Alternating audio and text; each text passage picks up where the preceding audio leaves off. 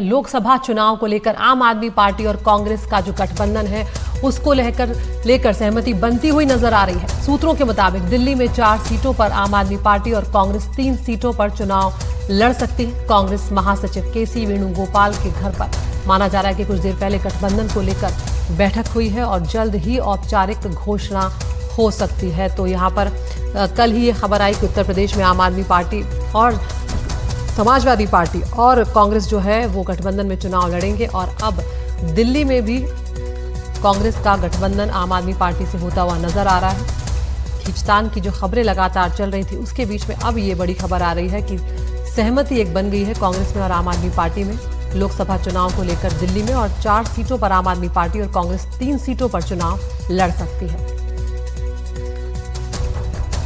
तो कौन कौन सी सीटें होंगी इस पर हम चर्चा के लिए हमारे सहयोगी के साथ जुड़ने जा रहे हैं, लेकिन फिलहाल जो खबर आ रही है उसके मुताबिक जो फॉर्मूला है उसमें आम आदमी पार्टी नई Delhi, north west Delhi, west Delhi और साउथ दिल्ली से चुनाव लड़ सकती है और वहीं कांग्रेस जो है वो पूर्वी दिल्ली, उत्तर पूर्वी दिल्ली और चांदनी चौक से चुनाव लड़ सकती है।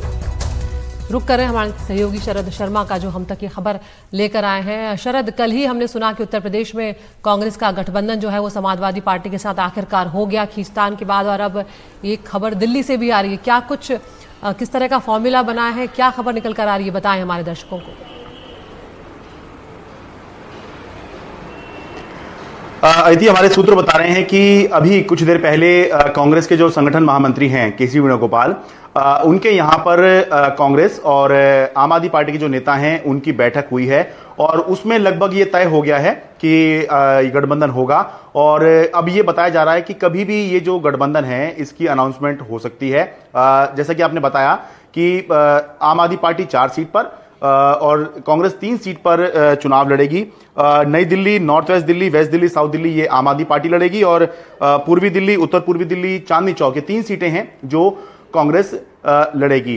बताया यह भी जा रहा है कि इसके साथ साथ और राज्यों में भी आम आदमी पार्टी और कांग्रेस का जो गठबंधन है वो तय हो गया है।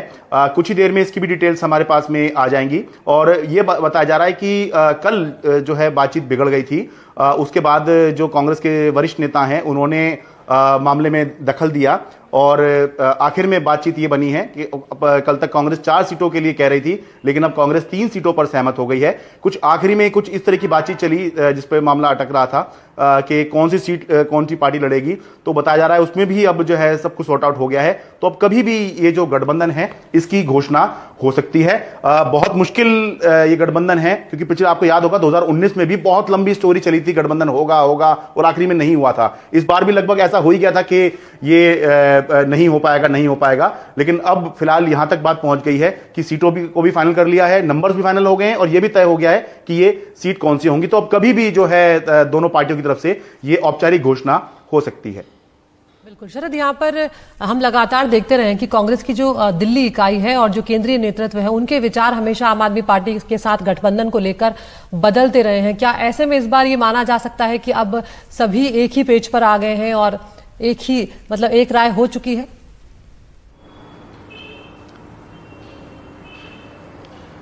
पहले ये जरूर देखने को मिला था कि कांग्रेस की जो दिल्ली यूनिट थी वो बिल्कुल वही लाइन लेती थी जो बीजेपी लिया करती थी। हालांकि उसका कारण ये भी है कि अगर कांग्रेस विपक्ष में है तो वो आम आदमी पार्टी का विरोध ही तो करेगी।